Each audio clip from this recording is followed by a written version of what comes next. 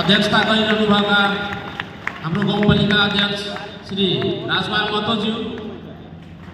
त्यस्तै प्रमुख अतिथिको रूपमा आसन ग्रहण गरिरहनुभएका मध्य प्रदेश सरकारको भूमि व्यवस्था, कृषि तथा सहकारी मन्त्रालयको माननीय मन्त्री श्रीमान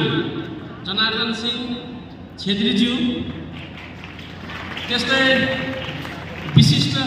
अतिथिको रूपमा आसन ग्रहण गरिरहनु भएको मध्य प्रदेश सरकारको अर्थ मन्त्रालयको माननीय मन्त्री श्री मान सुनील कुमार यादवज्यू, त्यस्तै मञ्चमा आसीन कांग्रेस मध्य प्रदेशका महामन्त्री श्री बृहस्पति श्रेष्ठज्यू, त्यस्तै यस पालिकाका उपाध्यक्ष श्री गीतादेवी महतोज्यू, त्यस्तै वार्ड नम्बर 1 का वडाध्यक्ष श्री रामेश्वर महतोज्यू, वार्ड नम्बर 2 का वडाध्यक्ष श्री शम्भुसा तेलीज्यू, त्यस्तै वार्ड नम्बर 3 का वडाध्यक्ष श्रीमान सीताराम महतोज्यू, त्यस्तै वार्ड नम्बर 4 का वडाध्यक्ष श्री राजीव सिंह गोनवारज्यू, त्यस्तै वार्ड नम्बर 5 का वडाध्यक्ष श्री सूर्यवंश राईज्यू, त्यस्तै वार्ड नम्बर 6 का वडाध्यक्ष श्री रामस्वरूप कुर्मीज्यू, वार्ड नम्बर 7 का वडाध्यक्ष श्री दीपेन्द्र चौधरीज्यू, सम्पूर्ण कार्यपालिका सदस्यहरू, गाउँपालिका सदस्यहरू, बुद्धिजीवी यस भूपू गाविस अध्यक्ष चेतनारायण महतोज्यू, भूपू वडाध्यक्षज्यूहरू, उपस्थित सन्दर्भित बुद्धिजीवी, विद्यार्थी, शिक्षकगण, कर्मचारी, शाखा प्रमुख, सम्पूर्णमा म यो एउटा ऐतिहासिक ठाउँ, ऐतिहासिक भूमि, नाडीपालको भूमि, मरिचमान महादेवको भूमि, कृषि भूमिको तौरबाट म सम्पूर्णमा स्वागत व्यक्त गर्न चाहन्छु।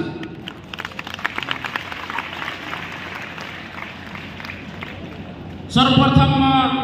यो जुन संयोजनको ठेक्का लागेको छ यसको बारेमा म केही संक्षिप्त हजुरहरूलाई जानकारीको लागि प्रस्तुत गर्न चाहन्छु। यो मोरेगा ठेक्काको योजनाको नाम पोषणको लागि सोजन मोरेगा कार्यक्रम हो र यसको ठेक्का नम्बर एनसीबी CRM NCB 028182 रहेको छ। यसको लागत अनुमान सुरुमा हामी जुन एस्टिमेट गर्छौँ त्यसको चाहिँ 1,13,576 रुपैयाँ र 1 पैसा रहेको थियो। यो हामीले विद्युतीय खरिद प्रणालीबाट EBDबाट खुल्ला रूपमा राष्ट्रिय स्तरको बोलपत्र आह्वान गरेका थियौँ, जसमा 6 जना ठेकेदारहरूले बोलपत्रदाताहरूले ठेक्का हाल्नुभएको थियो। त्यसमा सफल बोलपत्रदाता हाम्रो श्री लक्ष्मी एग्रो ट्रेडर्स कागेश्वरी मनारा काठमाडौँ रहेको छ। उहाँले जम्मा 87,88,888 र 1 पैसामा सो ठेक्का कबुल गरेको थियो र उक्त ठेक्कामा विभिन्न जनचेतनाका कार्यक्रमहरू, सार्वजनिक स्थान तथा रोडको पेटीमा मोरेगा रोप्ने कार्यक्रमहरू र त्यसपछि प्रत्येक जनसमुदायमा प्रत्येक मानिसमा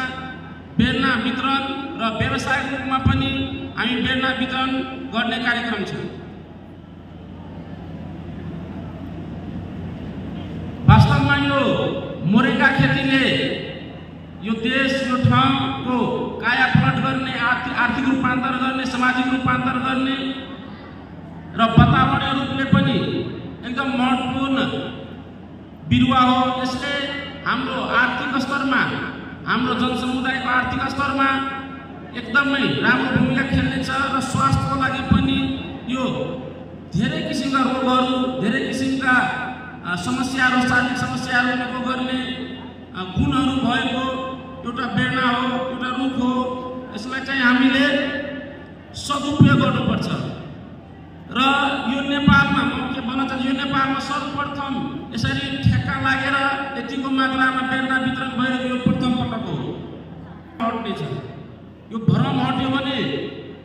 हाम्रो पालिकाको, हाम्रो देशको, मधेसको समग्र विकास हुन टाइम लाग्दैन र यो